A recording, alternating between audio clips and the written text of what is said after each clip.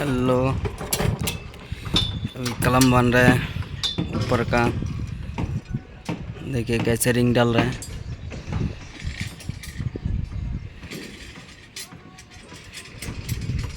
$750 का कलम है।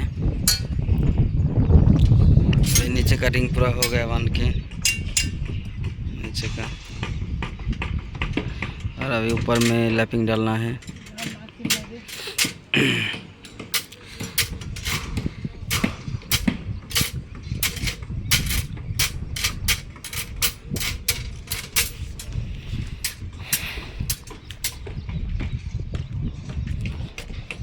चलिए थोड़ा इधर घूम के आते हैं। इधर में बटन रेडी कर रहा है, साइड बोर्ड मार रहा है। ये भी स्लैब रेडी हो रहा है, देखिए। और उस साइड में भी एक रेडी हो गया, ये भी रेडी है। स्लैब साइड बोर्ड मार रहा है। ये भी कंक्रीट डालेगा 2-3 दिन में, देखिए।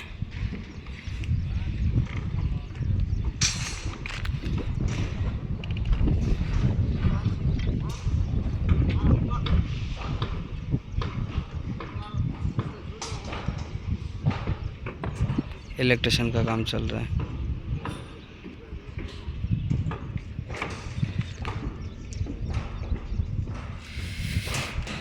चलिए हमारा कलम में